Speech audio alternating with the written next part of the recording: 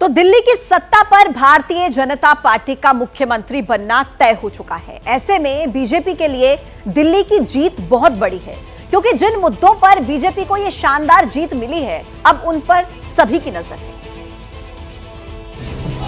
दिल्ली में बीजेपी का 26 साल का वनवास आखिर खत्म हुआ। वही हुआ जिसकी भविष्यवाणी पीएम मोदी ने 2 फरवरी को कर दी थी। 8 फरवरी को शानदार विजय सभा में हम मिलेंगे। और ये वो जश्न है जो दिल्ली विजय के बाद पीएम मोदी के तय किए वक्त के मुताबिक बीजेपी ने शाम को दिल्ली दफ्तर में मनाया। इससे पहले सुबह से ईवीएम नतीजों ने आपको झटके पर झटके दिए।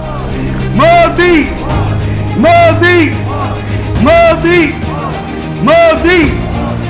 दिल्ली में करीब 70% स्ट्राइक रेट के साथ 48 सीटें जीतकर बीजेपी ने आपको 22 सीटों पर समेट दिया।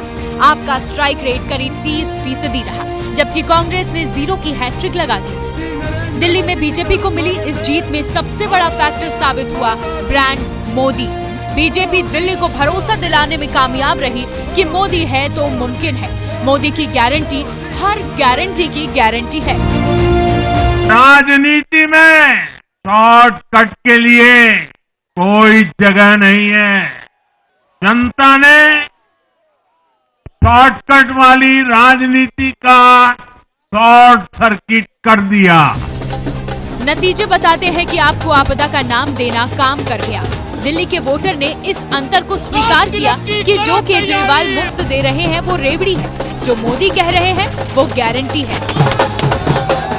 दिल्ली के विकास के सामने से एक बड़ी रुकावट आप सब दिल्ली वासियों ने दूर कर दी है। दिल्ली का मिडिल क्लास विधानसभा चुनाव में बीजेपी से टूट जाता था, पर इस बार नहीं छिटका।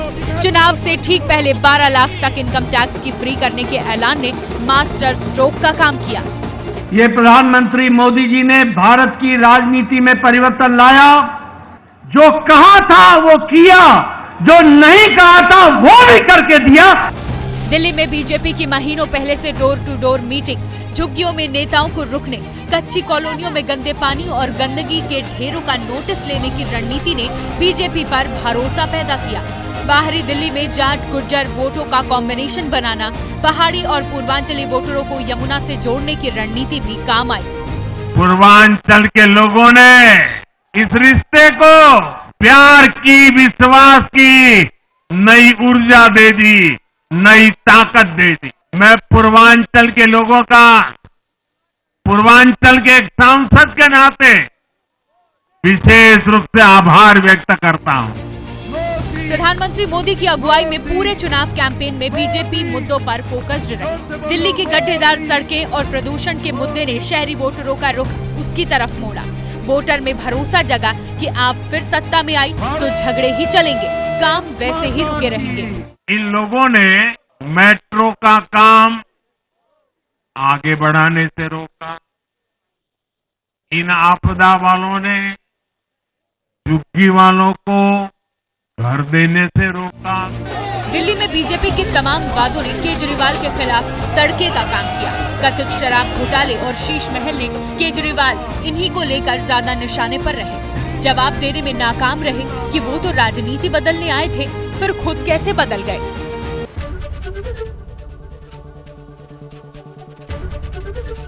एबीपी गंगा, खबर आपकी, जुबान आपकी।